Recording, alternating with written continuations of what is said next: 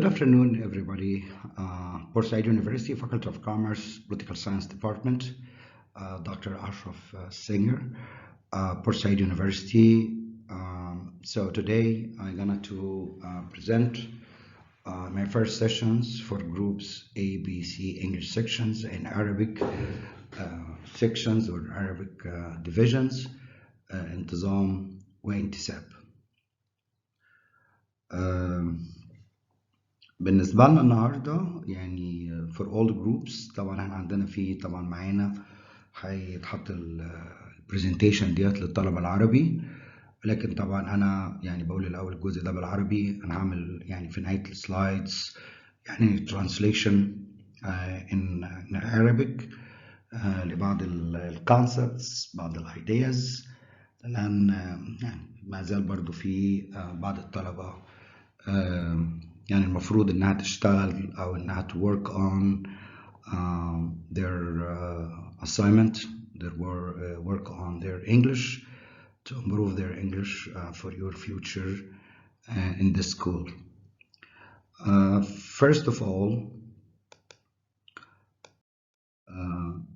I would like to just read with you guys and explain that kind of introduction to political science, which is part one. In studying political science, we should really answer some questions. Whether power is determined by calculation of nation quantity of resources or by national characteristics. Whether power is fungible or domain specific. Which aspects of power are tangible or intangible? Need to establish how power changes over time.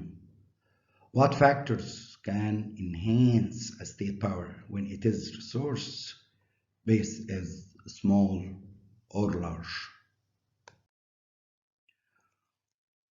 Defining power: the ability of one actor, like A, to get another actor, B, to do something B wouldn't otherwise do. Example of the US and Vietnam, the US and Iraq. Power is irrational, which means that you can't really use power as a leader, as a nation, if you think this kind of action will not get a kind of benefit.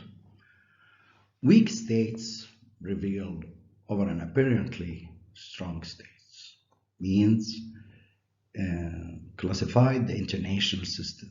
We can really count the number of weak states or small states bigger than, in terms of numbers, the strongest states all over the world. Political science, military power, force. So one nation seeks to control the behavior of another concerning it through superior military might. So if you have like a military power, you can't really control the other guys. You have, aircraft, ships, submarines. So this kind of, missiles. So this kind of the military might, the ability that you can really change the status quo by your power. The way to measure power, I mentioned that measuring power in your presentation before. GDP, gross domestic product, multiplied by RBC, relative political capacity. The ability of a state can really extract resources from its people. And this is in a very simple word, taxation. So the power of state, the ability of a state to tax its people. Why do we need theories? Why do we need theories? These most important questions for your life. Theories lead empirical predictions. We need to predict what is next. What is next in terms of war, peace, The scientific methods focuses our attentions on the internal actors, logical consistency, the way to be consistent of alternatives, explanation of the fact, and provoke us to look for critical, replicable tests and evidence that allow any of us to reach theoretically and empirically defensible conclusion about competing argument. You know, in terms of social science, we have different arguments about different points of views. So we need just to finalize and choose one that can really get approval by all audience, all people, through the empirical predictions in that point, like balance of power theory, power transition theory, arms race theory, deterrence theory, the two-gap theory of war. So all these kind of different theories. What is theory? What is a theory? Theories are a statement about the expected relationship between two variables. Your independent variable, your dependent variable. Your independent variables and your dependent variables. A theory includes dependent and independent. I'm sorry. Here is independent, not dependent. Variables. A dependent variable is something that we hope to explain. Independent variables can really help us to understand the move or the change of your dependent variable. In the theory of arms race, for example, the dependent variables generally include such accepts as the arms spending of a country and the likelihood that a country will find itself at a war. This is very simple. Predictions serve as a way of testing theory, as a way of testing a theory explanations, reliable explanations. You need something really reliable. I can't say certainty, but at least that kind of explanation should be accurate as much as you can. That at least some reliable prediction is possible, provided the necessary tools of measurements and observations are available. This is your work over time that you need really to measure well, observe well, and predict well. Through what? Theory, methods, approaches, techniques that you can really use it in each science. Another theory which is very famous, classical realism. Of course, I explained that in your class many times, but I'm trying, to focusing on some of the things that can really help you to summarize while you are staying home studying hard. The hardcore of a classical realism begins with two, tense. Unitary, the state as unitary, only one actor, international affairs. A state act rationally, we suppose the leader, president, king, prince, state act rationally. They use only the resources in the right time, in the right object, on the right goal, calculating cost and benefits. You can't really pay too much and get less of alternatives, and choose that which maximizes the actor utility. In addition, realists and the international environment is about the jungle, mean that no central power can really control the other guys, mean there is kind of absence of any overreaching authority. Finally, a state pursue security and power as their dominant goal.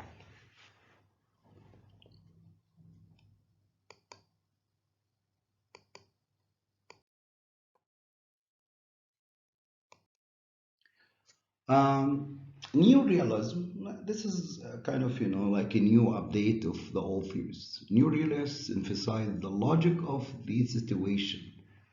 We have to think about any logic of any situation that's country A gonna to face country D.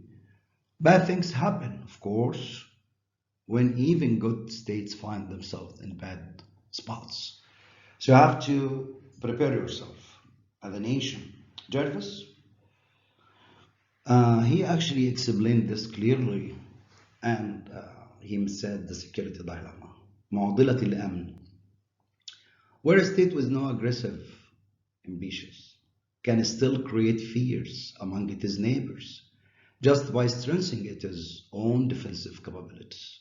Once you improve your defensive capabilities, the other guy's gonna to be in the scare move or scare environment. So need to just to response for your action. This is what we say security dilemma. Waltz, the second guy, who's pretty famous in that field of the political science, international relations. Waltz states that anarchy, no central power, no control, anarchy, randomly, anarchy. The defining feature of international environments, as Waltz used thin description of what we call national states. His theory had all the state as as a rational, and they need really to think about how to improve their power and aggregate power over time.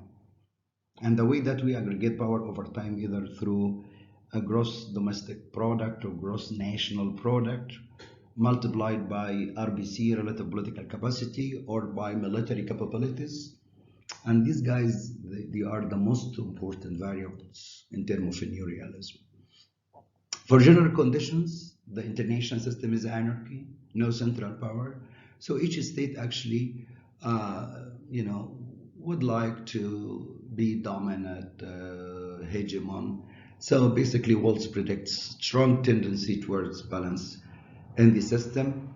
In terms of there is a gap between country A, country D. So country D needs to close this gap over time. So this can really protect them from conflict and war and reach peace. The expectation is not that balance only once achieved. Because once you achieve that balance, you need really to think about another way to maintain that balance over time. So once one country disturb this balance, the other guys response or restored in other way or the others, just to create that kind of balance over time. So I mean that balance is not really static but dynamic. When confronted by a more powerful state, he predicts arms build-up will gonna to start, الانفاق الدفاعي أو البناء الدفاعي يزداد. The state join like a group of alliances, counterbalancing alliances like NATO. Some countries, inside NATO, they are very weak. They are not really stronger, like even Egypt or even Turkey. So basically, all of these guys, create counter balancing alliances. The opposite of the realism is liberalism. Win-win situation, avoiding zero-sum game. This is basically like the EU, الاتحاد الأوروبي, international institutionalism. A major causal factor is the system-wide institutions. Here we are really mainly on the institutions more than leaders, especially in explaining cooperations among states. تعاون بين الدول. They note that the dramatic increase in the number and importance of international institutions like IMF, IEA, of course the International Monetary Fund, صندوق النقد الدولي, and the growing salience, الظهور المستمر والعالي of economic and the other transitional interaction. interactions. Institutions matter, of course, because liberalism, really, look at the behavior of any institutions. Institutions matter because they affect one, information available, when to state actors, so we can know each other very well. Transactions cost for cooperation among nations. So actually, I know exactly if I'm gonna to cooperate with you guys, you're gonna to reply by that level of cooperations. So both of you guys and me working, knowing the cost and benefits over time, so we can really calculate, because we assume all of us irrational. So basically, we'll choose the right.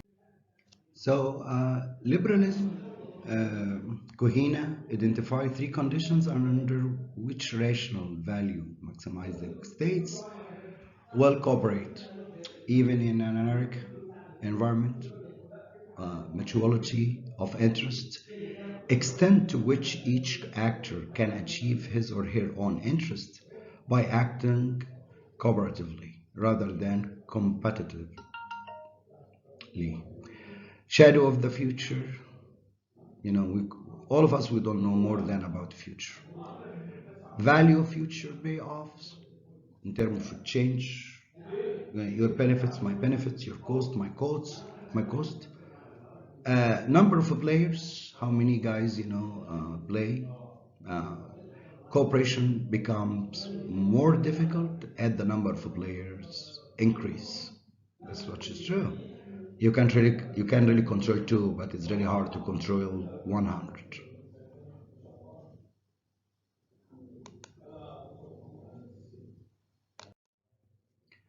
International and institutionalists start from the core of rational actor, unifying state actor that is rationally value maximizing in context.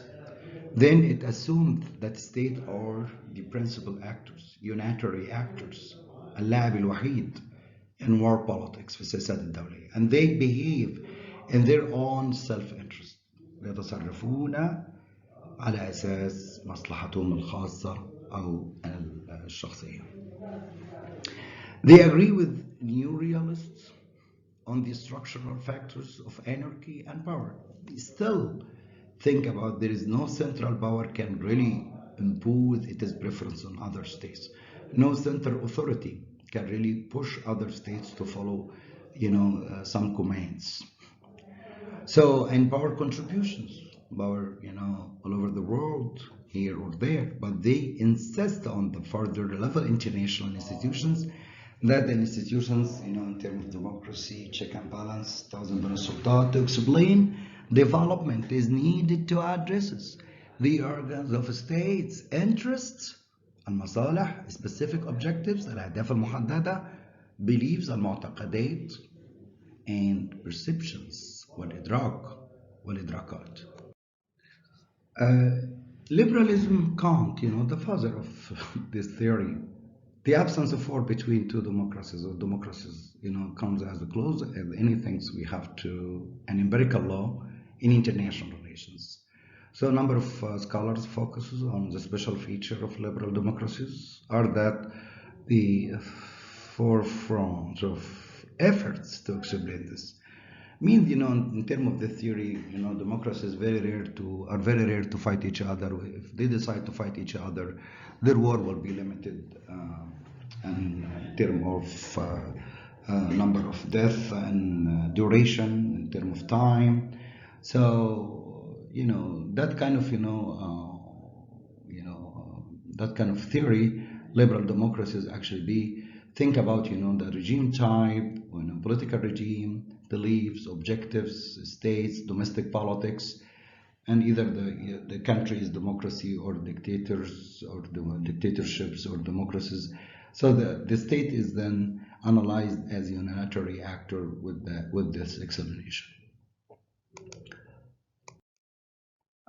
Again, liberal theory, as I mentioned about Kant condition for peace, peaceful nation must be republic, which means states in which citizens have right and government depend on the consent of the governed. Republics should have market economies aimed at improving citizen well-being، تحسين الوضع للمواطنين الاقتصادي والصحي، أن يكون الاقتصاد مفتوحا كسوق، أن تكون الإرادة آتية من حكومة منتخبة أو من نظام سياسي يعني يكتسب الشرعية بالإجماع. An expansion of Pacific Union، هذا الاتحاد السلمي among republics to begin with the mutual respect، الاحترام المتبادل، peaceful resolution، والحل السلمي للصراعات of disputes followed by the gradual addition of states until peace becomes global aspects. This is like Bill Clinton in his era when he dealt with the Eastern Europe after the collapse of Soviet Union. Constitutional liberalism is about that defined extent which is society and its institutions protect individuals based on laws, freedom of speech, property rights, religions, rule of law, and this is kind of the discussions everywhere now about constitutional liberalism based on law and the human rights and protections within the states in terms of the other states behave in international affairs. The realism based on, remember guys, we just need to summarize, the realism is based on a state is a main player, unitary actor in international system، اللاعب الوحيد في النظام الدولي. Zero-sum game, this is one of the challenge and the major obstacle of realism, but this is the most commonly associated with what? Zero-sum game. I need to be the only one, only one can really gain the benefits, only one can really be, dominant, the only one can really take everything. And with liberalism, realism, this kind of the differences between the two theories and two minds. According to hegemonic stability theory، النظرية التي تؤكد مفهوم المهيمن المستقر، hegemon الدولة المهيمنة create military alliances like United States الولايات المتحدة مع حلف الأطلنطي military alliances like NATO، stable and open global economies let trade flows everywhere, and sometimes if the war is really is coming, we have to fight to stop the aggressors guys. And finally, the security dilemmas is the major fear for each state in the international system. معضلة الأمن. To conclude that, in terms of just say realism equal balance of power theory, scholars favoring balance of power see the approximate parity ما يبقى فيه تساوي bring peace، السلام قادم لا محالة. The central concept of the balance of power theory is that peace depends on a parity of power، تساوي أو توازن القوة، ده يقلل من احتمالات الحرب. The bottom line in this argument أن المفهوم الأساسي في هذه المناقشة أو هذه النظرية is that when the power is approximately equal among its pairs الثنائيات of powers، the probabilities of winning a war are approximately the same for both sides. So each one concerned from initiating a conflict, the cost will be equally in side A, side D, vice versa. So they prefer peace. Balance of power theory holds that the system is anarchy, no central power, and the key actors in the states, and each state would like to maximize its power, improve its security level, and rationally promote those goals. The state seeks power in an anarchical system. States depend on their entities to survive, not others, and achieve high level of security. This is the second goal. So the state under high level of threats تحت التهديد العالي would prevent the potential attack أن تمنع الهجوم المحتمل by internal balancing أن أعمل التوازن الداخلي which is the rising power military strength وهذا يدعو إلى أن تزيد من نفقاتك الدفاعية وتقويها وده أنا في ظني من السياسات المحترمة التي اتخذتها مصر في عهد الرئيس السيسي. ليه؟ لأن التهديدات كانت بتواجهنا من حتت كتيرة فبناء القوى العسكرية المصرية تمنع الأشرار والدول الشريرة من أنها ممكن أن تهجم على مصر إذا كان لمصر قوة عسكرية قوية. Implies assumptions and that hypothesis of balanced power theory can be summarized follow. The international system is anarchy, no central power. Alliances are flexible, so you can really move from A to B, B to C, C to D, just to achieve your goal. So we are very flexible. No beliefs, no principles. The power of each state is relatively fixed in relation to the other states. يعني قوتي أنا تقاس في مقابل قوتك زيادة أو نقصا. National power is manipulated by the making and breaking of alliances. So النهارده مع الحلف ده هتسيب الحلف ده وتروح مكان تاني. النهارده مع الدولة دي بكرة هتسيب الدولة التانية لأن أنت بتدور على إن أنت how to survive an international system لأن إحنا ما عندناش قوة مركزية قادرة على حماية النظام الدولي بشكل كبير وكل دولة يجب أن تعتمد على ذاتها. وأخيرا balance of power. The dominant state initiates war. الدولة الكبرى بتقدر تشن الحرب. Probability of war is higher with power proportions. زي ما احنا قلنا ان الدولة المتحكمة والمهيمنة بيبقى عندها تكسب الحرب او تشن الحرب اعلى. Probability of war is lower with power parity. وهنا عند تساوي القوتين يعني احتمال شن حرب يكون قليلا. Balance of power theory is the basis of this hypothesis. ده ممكن طبعا يجي في بعض الأسئلة ولما نشوف طبعا الاتشيفمنت اللي انتوا بتعملوها في الاكاديميك اكتيفيتيز ممكن ارجع لكم تاني الصح والغلط والام سي كيو. لكن في كثير من الطلبة للأسف غير متعاونين we gonna to pay the price. يعني أنا بقول لكم اهوت يعني مش تهديد ولكن أنا أحب إن أنا أبلغ الطلبة المتعاونين إن أنتوا guys I'm very happy about you either male or female. You expect that you can gonna to pass with good grade. والطلبة اللي هم فاكرين إن الدنيا أو فاكرين إن أنا I'm not following up أو إن أنا I'm not doing my work and my job forget it يعني. وأنا بتكلم بشكل واضح اعتمادك على ناس غير متخصصين ومراكز الدروس اللي اتقفلت. أنت هنا بتتعامل مع أستاذ المادة مع الجامعة مع الكلية واحنا بنحاول بكل الوسائل والسبل نوصل لكم المادة العلمية عن طريق الباوربوينت برزنتيشنز صفحات الواتساب اللي انا عندي اكتر من 2000 طالب in touch with me accept like 120 طالب في تجارة انجليزي سنة تانية وعندي حوالي 100 طالب في سنة اولى انجلش دول بتوع انجلش وعندي في ال 2000 طالب في ال 1800 طالب في تجارة عربي. عندي برضو في حوالي 300 أو 400 طالب لسه يعني count their activities out. فيعني good luck, enjoy we read this hypothesis لأن ده ممكن يبقى لو الطلبة بدأت يعني doing well نقدر نرجع الأسئلة الصح والغلط.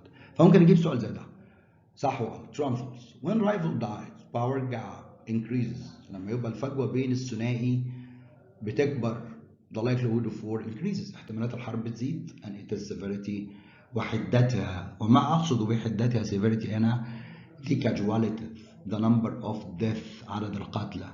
severe war يعني في قياساتنا الكمية التي اعتمدت من جامعات العالم المتقدمة في علم العلاقات الدولية في الولايات المتحدة إنها تقاس ب1000 قتيل في اليوم. وبالتالي يعني زي مثلا الكورونا فيروس دلوقتي، هو طبعا مش حرب عسكرية، ولكن ده فيروس زي الانفلونزا فلو. ولكن إيطالي لما يزيد عدد الموتى في 1000 قتيل في اليوم، ده معناه ان الدولة دي فعلا موجودة تحت حرب شرسة جدا بفقدان 1000 مواطن في اليوم. ربنا يحمي مصر ويحمينا ويحميكم جميعا. Take care of yourself, stay at home, study hard, be careful, and do your work, do your job, and good luck, guys. And we're gonna to see you again, with coming slides or coming PowerPoint soon. Thank you so much for your cooperations, and goodbye for now. Thank you so much, guys, again. Bye bye.